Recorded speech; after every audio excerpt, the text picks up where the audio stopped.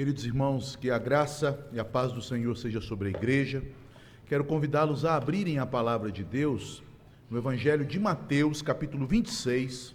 Nós vamos ler mais uma vez o registro do Evangelho da ceia, instituída pelo Senhor Jesus Cristo, a ceia do Senhor, neste capítulo 26 de Mateus, a partir do versículo 26.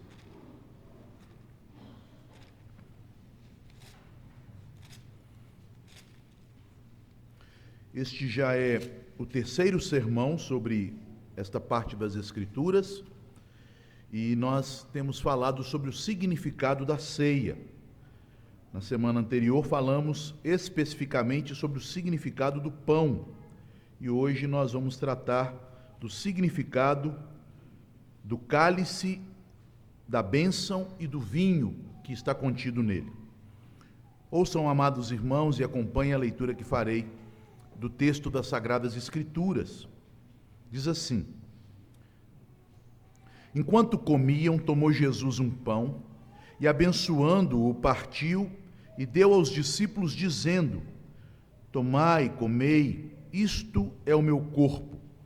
A seguir tomou um cálice, tendo dado graças, o deu aos discípulos, dizendo: Bebei dele todos, porque isto é o meu sangue, o sangue da nova aliança, derramado em favor de muitos, para a remissão de pecados. E digo-vos que desta hora em diante não beberei deste fruto da videira, até aquele dia em que o hei de beber novo convosco no reino de meu Pai. E tendo cantado um hino, saíram para o Monte das Oliveiras. Oremos. Pai querido, estamos diante da Tua Santa Palavra e sabemos, ó Deus, que ela trata de realidades espirituais que para o homem natural são loucura. Sem o Teu Espírito Santo, ó Pai, de maneira nenhuma conseguiremos compreender estas coisas, nem observá-las com os olhos da fé e do nosso coração. Por esta razão te pedimos, ó Deus, que o Teu Espírito ilumine os Teus filhos, que o Senhor conceda entendimento da verdade e que por meio dela o Senhor nos edifique e nos faça, ó Deus, andar segundo esta fé que professamos, segundo estas verdades que são o fundamento das nossas convicções, daquilo que cremos. Ó Deus, Pai amado, dá-nos, Senhor, a graça de não sermos meros religiosos, que seguem ritos e cerimônias, que frequentam locais sagrados, mas que ainda não tiveram no seu coração a compreensão, ó Deus, espiritual daquilo que Jesus é, daquilo que Jesus fez por nós e daquilo que nós somos em Cristo. Te pedimos, ó Pai, que por meio da pregação do Evangelho, o Senhor avive aqueles que estão dormindo, que são, ó Deus, indolentes, que o Senhor, ó Deus, dê vida àqueles que estão mortos, mesmo que pensem que vivem, que o Senhor, ó Deus, fortaleça a Tua igreja. Esta é a oração que fazemos em nome de Jesus. Amém e amém. Os irmãos, ao falar do significado da ceia, que aponta para o Evangelho, nós estamos tratando de coisas muito mistériosas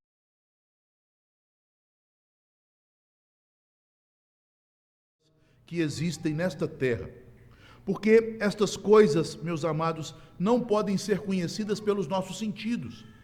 Embora nós possamos tocar no pão, nos alimentar dele, pegar o cálice, sorver o vinho, nós lidamos com realidades espirituais que estão por detrás destas coisas que os sentidos podem ver, sentir, tocar. Também nossos sentimentos não podem alcançar as realidades que são expressas no Evangelho e aqui simbolizadas no corpo de Cristo no pão, no sangue de Cristo no cálice. Nossos sentimentos, nossa razão, muito menos, pode explicar estes santos mistérios. É por isso, meus irmãos, que nós temos tratado de realidades que só podem ser contempladas pela fé salvadora. Porque também existe uma fé natural. uma fé que o homem natural pode ter. Veja que até mesmo a fé em milagres é uma fé deste mundo, e não uma fé sobrenatural. Porque o milagre, embora seja um evento que nós não possamos explicar a causa dele, ele acontece neste mundo, com as coisas desta vida. Uma doença que é curada, um evento na natureza que se manifesta. Mas quando falamos da fé espiritual, da fé salvadora, da fé que vem de Deus, ela vai além mesmo dos milagres. A Bíblia fala de pessoas que receberam milagres, que creram em milagres e que não foram salvas. O exemplo daqueles 9 leprosos que, mesmo curados, mesmo crendo em Jesus para serem curados e purificados da lepra, eles não creram em Jesus para a salvação, a não ser um dos 10 que voltou para adorar o Senhor. A fé salvadora é certeza, como nós lemos em Hebreus 11:1, de coisas que não se veem, porque são coisas celestiais, coisas que existem. Nós cremos que estamos aqui e junto conosco nós estamos diante do Santo dos Santos, na presença do trono de Deus, louvando ao Senhor com os anjos, com aqueles nossos irmãos que já morreram e estão na glória. Estas coisas não se veem.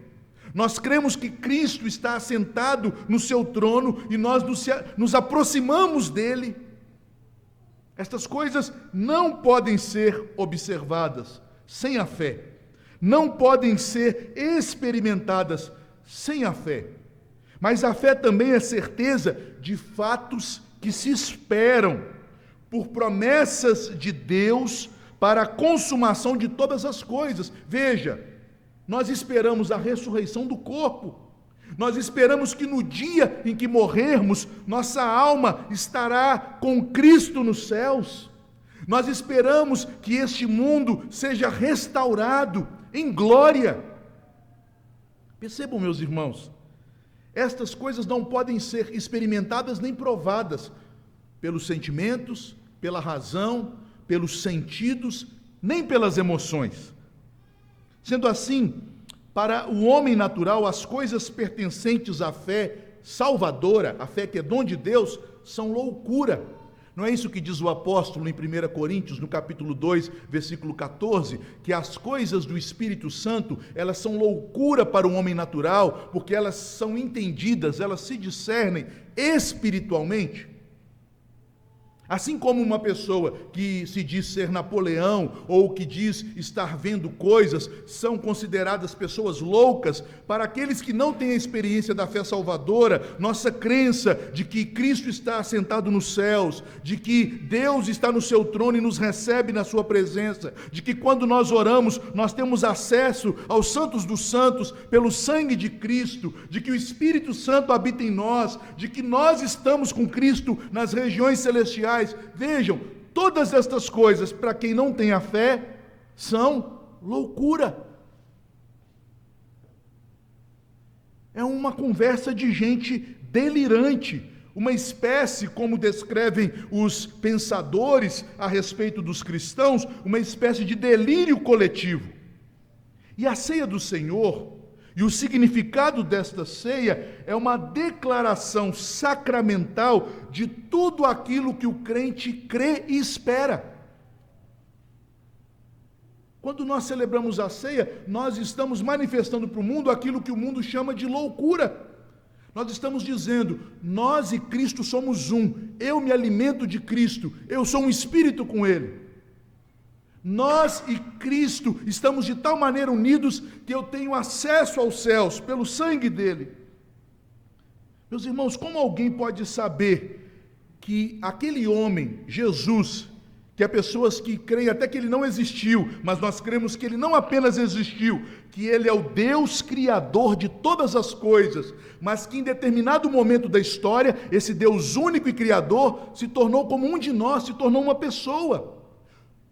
Um embrião no ventre de Maria, uma criança na manjedoura, um carpinteiro na oficina de José e um mestre, profeta, rei, o Filho de Deus Nazareno, andando pela Palestina e pregando o Evangelho. Ele era Deus. Quem pode, meus irmãos, crer nestas coisas? Que aquele homem era o Deus onipresente, presente no mundo em forma humana, mas também presente em todas as coisas, enchendo terra e céus, como Deus. Quem pode, meus irmãos, aceitar que aquele homem viveu sem pecado, que ele nunca pensou, sentiu, desejou, falou ou fez algo impuro? Que ele amou ao Pai perfeitamente e o seu próximo como a si mesmo? Não é a impressão que as pessoas tentam ter de Jesus, que Jesus ele teve desejos humanos, que ele teve tentações no seu coração e não tentações meramente externas? Mas as coisas ficam ainda mais misteriosas quando pensamos que esse homem que é Deus, ao morrer não estava sendo morto, mas estava entregando sua vida em sacrifício pelos pecados de seu povo, que aquela morte histórica, ela é a causa de Deus perdoar os nossos pecados hoje e sempre. Que aquele sangue que foi derramado há tantos séculos atrás, é o sangue da eterna aliança que nos dá acesso a Deus pelos séculos dos séculos. Que aquele mesmo homem ressuscitou no seu corpo, que fora ferido, e subiu aos céus com aquele corpo, que ele está assentado nos céus e nós estamos assentados com ele. Mas que também ele está presente na terra, em nós, pelo seu Espírito. Meus irmãos, a mente humana pode discernir estas coisas? Estas verdades só são conhecidas a quem o Espírito Santo quiser revelar. Não há como explicar estas coisas. Se alguém chegar para mim e disser: pastor, eu não entendi este sermão sobre a ceia, o que eu posso dizer para essa pessoa é: você não crê no Evangelho, porque não é uma questão de entender, é uma questão de crer. Não é uma questão de compreender com a mente, mas é uma questão de adesão de coração, de alma e de mente pela fé. Não é uma experiência, não é uma compreensão, não é um sentir as realidades que estamos tratando aqui. É uma questão de fé. E eu quero começar agora a falar do cálice, te levando a esta indagação. Você crê nisso? Porque se você não crê nestas coisas, você ainda não é um crente. Você crê nisso? Vejam, meus irmãos, o pão da ceia, Jesus disse: isto é o meu corpo, simbolizando que aquele pão se identificava com o próprio Filho de Deus que se fez homem, com a natureza humana dele. Ele não disse: isto é minha alma, isto é meu espírito, mas ele disse: isto é o meu corpo. O pão é o símbolo da natureza humana de Cristo. Ele, conforme ele mesmo afirmou nos evangelhos, ele é o pão vivo que desceu dos céus. E nós vimos, meus irmãos, que isto significa que, sendo ele Deus, um com o Pai eternamente, ele se fez pão, ele se fez homem, ele assumiu a nossa natureza, ele saiu da glória nas alturas e se humilhou, descendo dos céus, na condição de homem. Mas ele também é o pão asmo da Páscoa. Isto é, ele é um homem diferente de nós, em um ponto, um homem perfeito, sem pecado, santo, imaculado. Alguém consagrado inteiramente ao Pai. Por isso o pão foi abençoado. Um pão, isto é, um mediador, um Deus homem, que é o único que é abençoado pela santidade e perfeição, para ser o que encaminha o seu povo até o Pai. E finalmente, ele é o pão dado a nós. E aí o mistério, meus irmãos, fica totalmente inacessível ao homem, sem a ação do Espírito Santo. Um pão do qual nós participamos, alimentando dele. Quando Jesus disse aos judeus que o seu corpo é verdadeira comida, e quem não comer da sua carne não tem parte com ele, não apenas os judeus quiseram apedrejá-lo, matá-lo, mas até muitos dos seus discípulos o abandonaram, percebam? Porque, meus irmãos, o que Jesus está dizendo quando ele declara aos discípulos que eles deveriam comer do pão, era o mistério de que nós e Cristo somos um. Que aqueles que creem em Cristo, quando Deus olha para você, Ele não vê mais você, Ele vê Cristo. Você foi revestido de Cristo, você é um só espírito com Cristo, Ele é a cabeça e você é membro do seu corpo, Ele é a videira e você é um ramo nesta videira, Ele é o fundamento e você é uma pedra viva neste edifício santo, Ele é o noivo e você, como noiva, é um só com o Senhor. Este é o mistério da fé. Quantos mistérios da graça, meus irmãos, nós encontramos neste bendito pão, mas ele também nos é oferecido como fruto da videira no cálice da bênção. Ele diz no verso 27, ele tomou o cálice, ele deu graças pelo cálice, ele deu o cálice aos discípulos e disse: bebei dele todos. O significado do cálice da bênção e do seu conteúdo, o vinho, o fruto da videira, na ceia do Senhor, é o que nós vamos ver nesta noite.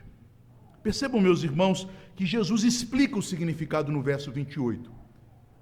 E ele explica o que o cálice significa com 3 afirmações. A primeira delas, ele diz que este cálice é o sangue da nova aliança. A segunda afirmação é que este cálice é o sangue, aqui nós temos uma elipse, o derramado, aqui o particípio também refere-se ao cálice e ao sangue, este cálice é o sangue derramado em favor de muitos. E uma terceira afirmação que também é uma elipse, remissão aqui também refere-se ao cálice e ao sangue, este cálice é o sangue para remissão de pecados. Um cálice da nova aliança, um cálice derramado em favor de muitos, um cálice para a remissão de pecados. Vamos falar da primeira destas afirmações do Senhor, quanto ao significado do cálice e do vinho na ceia.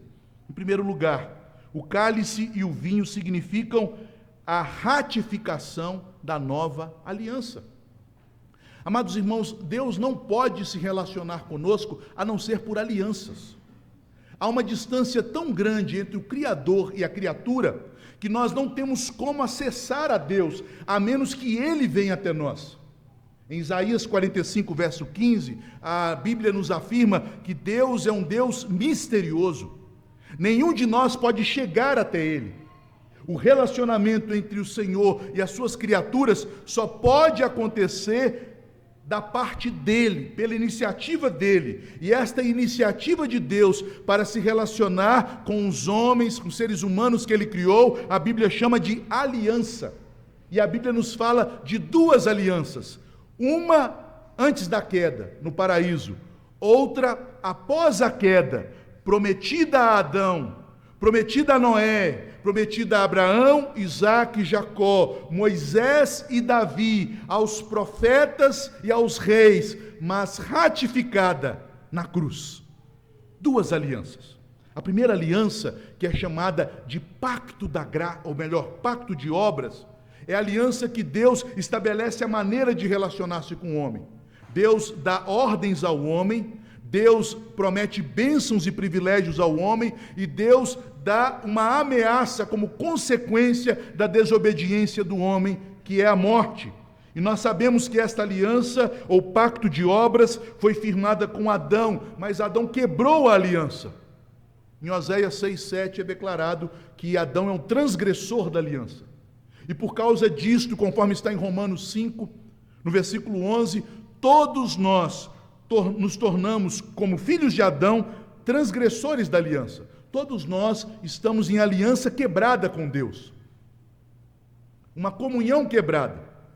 E esta comunhão quebrada é simbolicamente representada na Bíblia, como aqui citou o reverendo Felipe, conduzindo a liturgia, como um cálice de maldição, um cálice de escórias. Porque ao quebrarmos a comunhão com Deus, já que o cálice representa a comunhão da mesa, o sorver o vinho em uma mesma taça, ao quebrarmos a comunhão com Deus em Adão, nós entramos em comunhão com Satanás e com o pecado. Nos tornamos, portanto, filhos da ira e da desobediência, merecedores da morte, porque o salário do pecado é a morte, e, portanto, estamos debaixo de maldição. Nós não lemos a respeito disso em 1 Coríntios 10? Ou temos comunhão com Deus e o cálice da bênção, ou então temos comunhão com os demônios e o cálice da maldição. Todo o homem natural, em Adão, está em uma aliança quebrada, e, portanto, é destinado a eles o cálice da maldição, a comunhão dos demônios. E o que cabe aos demônios, meus amados irmãos? No capítulo 25, quando é descrito o juízo final, o Senhor Jesus, ao enviar os reprovados, os ímpios para o inferno, diz que o inferno foi preparado para o diabo e os seus anjos. Quem não está na graça de Deus e permanece no pacto de obras e tem comunhão com os demônios e toma o cálice da ira de Deus, está destinado para o inferno, preparado para o diabo e para os seus anjos. Mas Deus, em sua infinita bondade, fez um segundo pacto, uma segunda aliança, a qual chamamos de aliança da graça. Uma aliança que foi prometida no Antigo Testamento. Meus irmãos, o Antigo Testamento não é outra aliança a não ser a aliança da graça, mas é a aliança da graça prometida. É isso que nós lemos em Efésios, no capítulo 2, no versículo 12, quando o apóstolo Paulo diz aos gentios: outrora, no tempo do Antigo Testamento, vocês estavam sem Cristo, estavam alijados, fora das alianças da promessa de Cristo, portanto, estavam sem Deus, sem nenhuma esperança e no mundo. Mas agora, quando Cristo veio, aquela aliança que fora prometida, primeiramente a Adão, em Gênesis 3,15, depois a Noé, conforme nós podemos ver em Gênesis capítulo 9, na aliança da preservação, a Abraão, em Gênesis 12, e aos seus filhos, prometida a Moisés, conforme nós podemos ler em Deuteronômio 8, a promessa de um grande profeta, semelhante a Moisés, e enfim a Davi, em 2 Samuel 7, da vinda de um grande rei, que haveria de assentar-se no trono de Davi para reinar sobre as nações, algo também que é repetido por Davi no Salmo 110. Quando Cristo veio, ele ratificou esta aliança, a aliança da graça, ratificou com seu sangue, porque este sangue é o resultado dele tomar o cálice da maldição por nós, o cálice que ele tomou na cruz, o cálice pelo qual ele orou no Getsêmani, dizendo: Pai, se possível, aparta de mim este cálice. É o cálice da maldição que foi destinado a Adão por quebrar o primeiro pacto, que foi destinado a todo filho de Adão e a todo homem que está em Adão pela quebra do pacto de obras.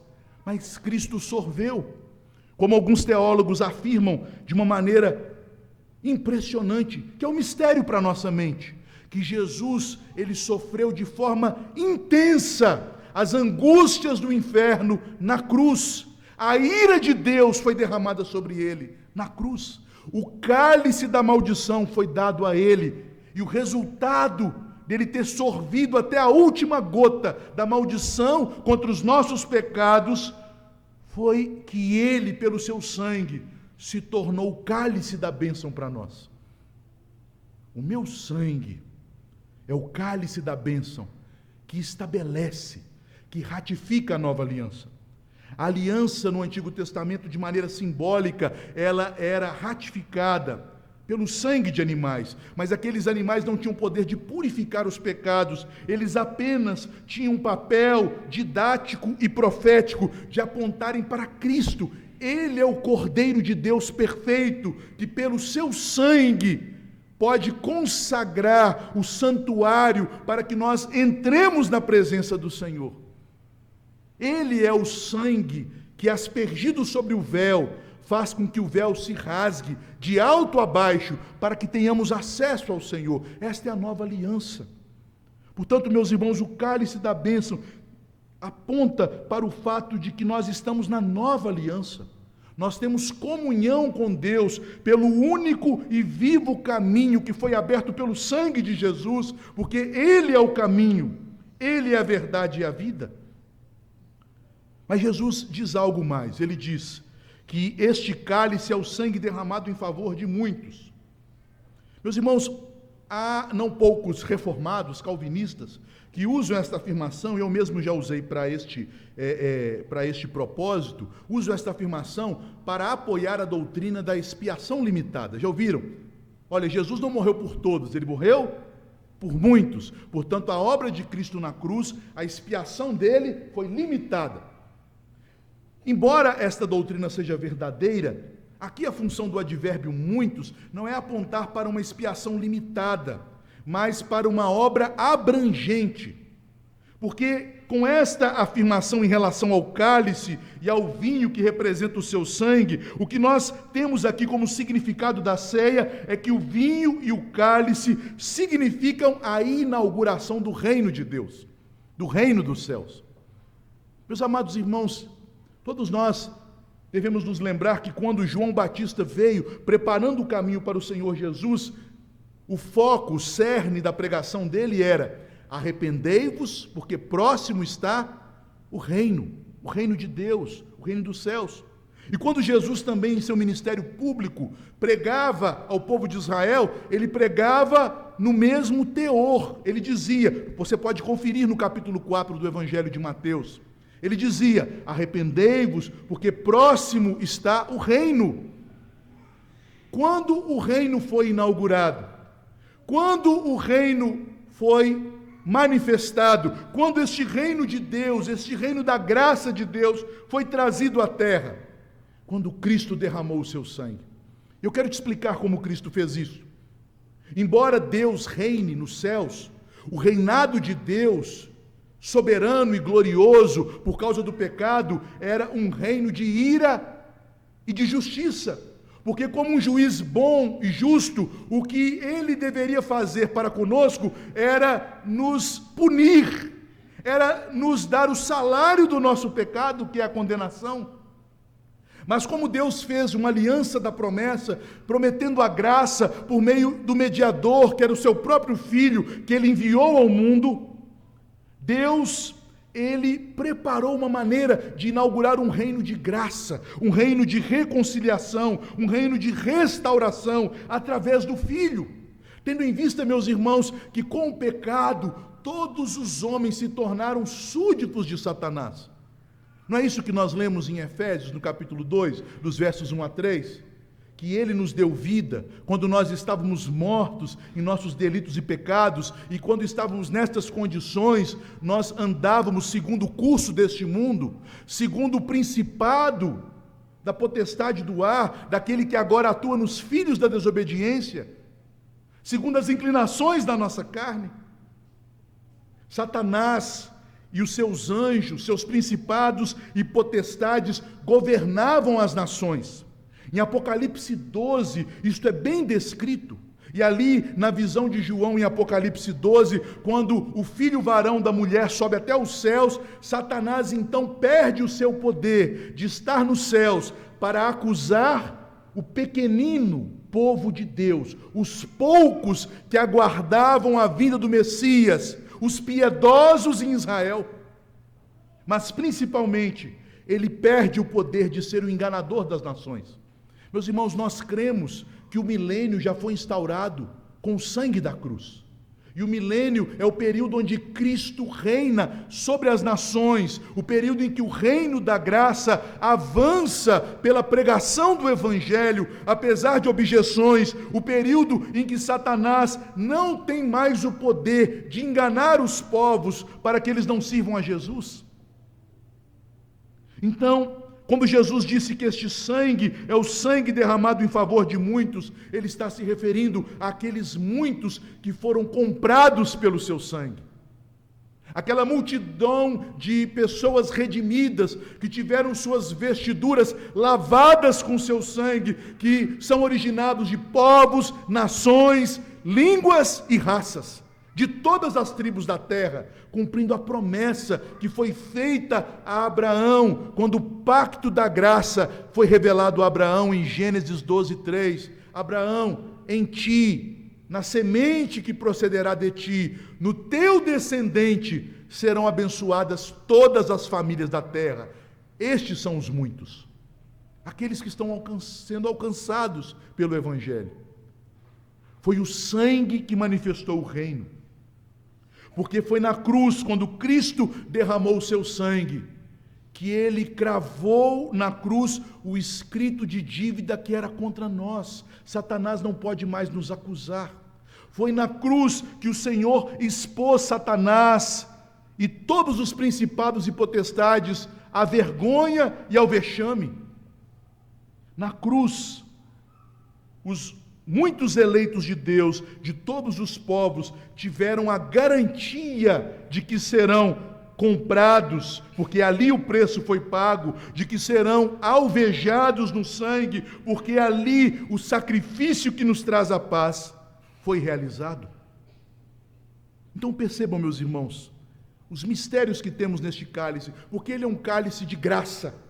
Porque a graça se manifesta neste cálice, simbolizando o sangue de Jesus, que inaugura a nova aliança, que nos dá acesso a Deus, não por obras, como era a aliança com Adão, mas pelas obras de Jesus, por aquilo que ele fez por nós, pela graça dele.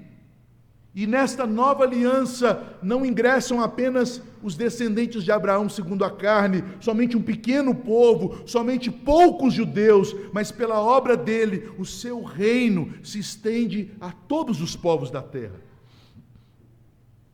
E por fim, a palavra de Deus nos diz que o vinho e o cálice significam a remissão de pecados. Não é isso que nós encontramos no verso 28?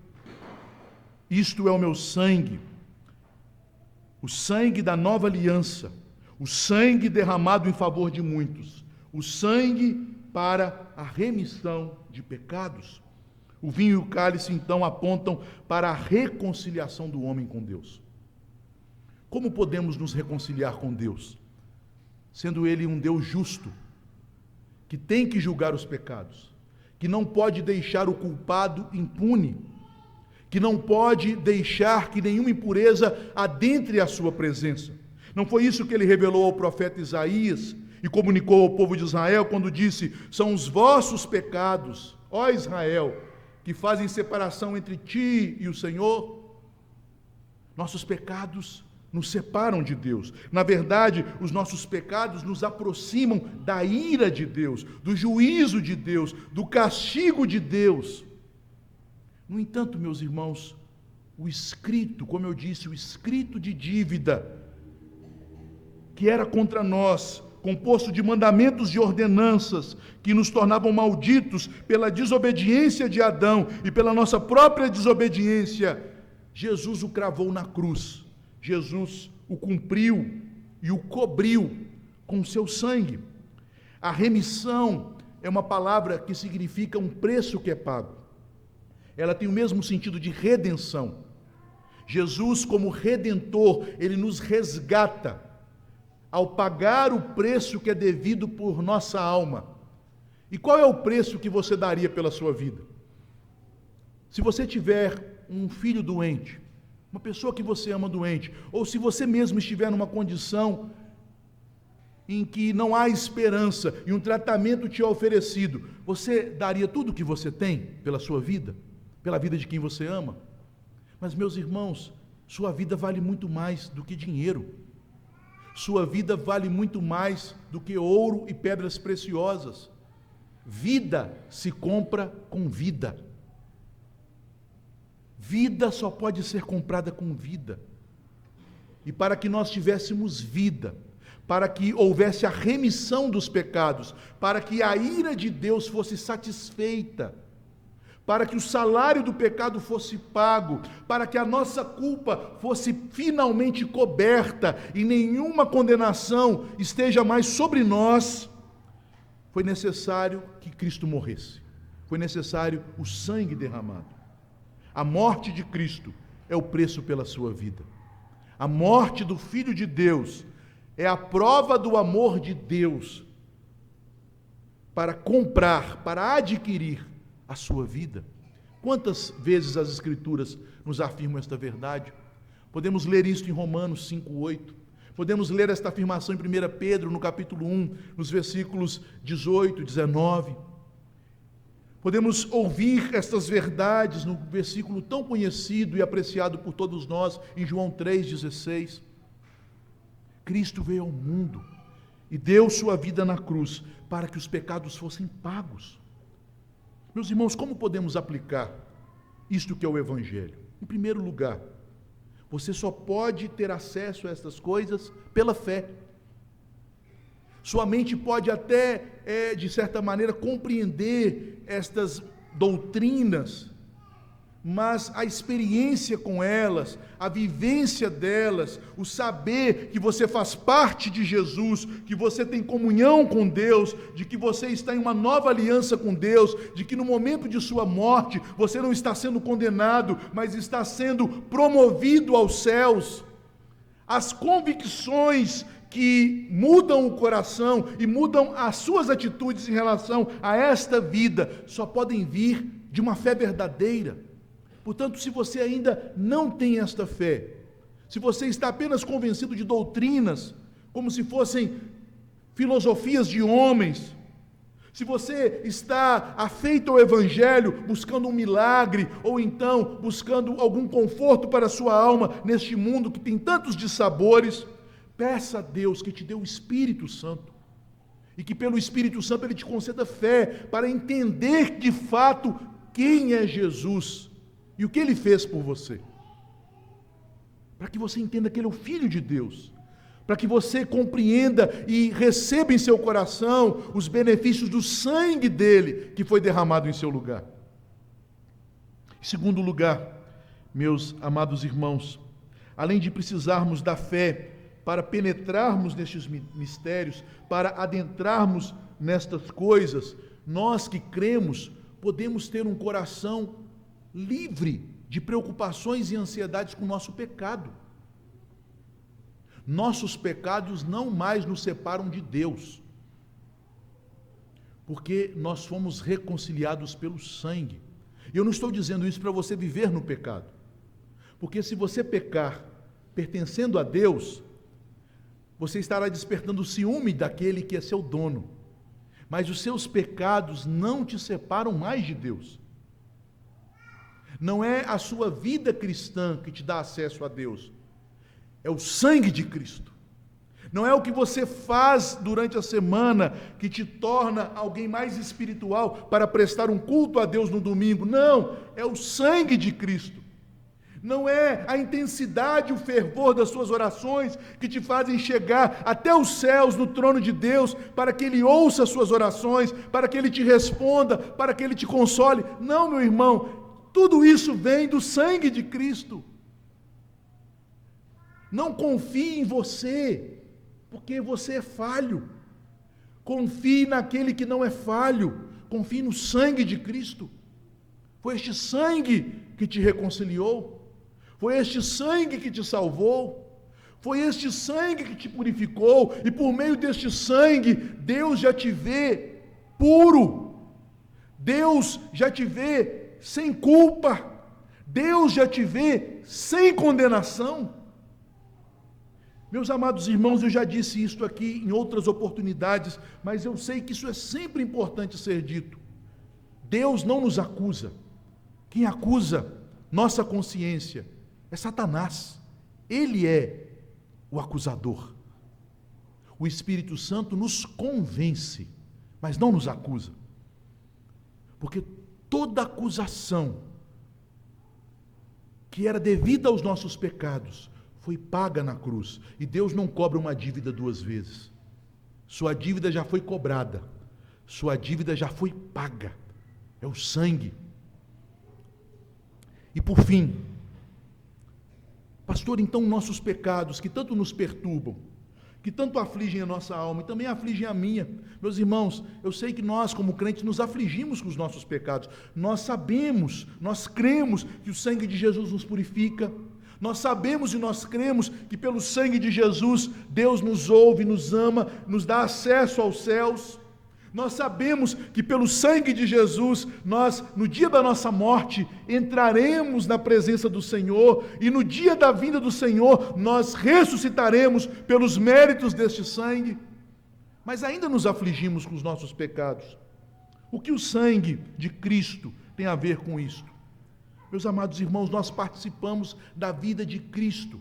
E todas as circunstâncias da nossa vida, nós que já estamos unidos a Ele pela fé, nós que já fomos comprados por Ele e fazemos parte desta nova aliança com Deus através dEle, todas as vicissitudes, circunstâncias, incluindo até mesmo o nosso pecado, estão no controle de Deus para a nossa disciplina, para a nossa purificação, para o nosso bem.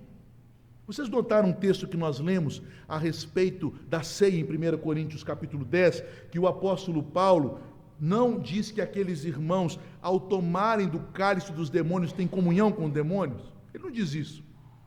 Ele diz, vocês que já são de Cristo, e que tomam a ceia e o cálice da bênção, que significa a comunhão que vocês têm com Deus, ao participarem do pecado, ao participarem das coisas que competem a Satanás e ao seu reino, vocês não estão em comunhão com ele, mas vocês, porque pertencem ao Senhor, provocam o ciúme do Senhor, o zelo do Senhor.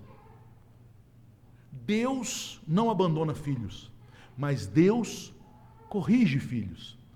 E isto, meus amados irmãos, é para o nosso contentamento e esperança. Porque quando as coisas parecerem mostrar para nossas impressões carnais de que Deus não nos ama, de que Deus não nos quer bem, quando Deus começar a nos corrigir e a vara dele fustigar nossas costas, e então nós começarmos a ser tentados a pensar, será que eu sou de Deus? Será que eu sou um crente? Quando nós tivermos lutas e cairmos em pecado, e percebemos que nossos pés não se firmam, que nossos joelhos são trôpegos, e a dúvida começar a pairar em nosso coração, meus irmãos, lembremos-nos do sangue. Este sangue já nos purificou, este sangue já nos comprou, e por causa deste sangue, o Pai está nos tratando como filhos, está nos corrigindo, está nos moldando, está nos conduzindo dentro do seu reino de graça, até o dia em que entrarmos no reino de glória. E este será o assunto do próximo sermão, quando Cristo fala deste reino de glória, quando então nós tomaremos a ceia, não servida da mão dos ministros do Evangelho, mas servida pela mão do próprio Senhor. Fiquemos de pé, vamos orar, encerrando o nosso culto, agradecendo a Deus por este dia, e louvando a Deus pelo sangue de Jesus, que nos dá acesso a Deus pela nova aliança, que foi ratificada por este sangue bendito.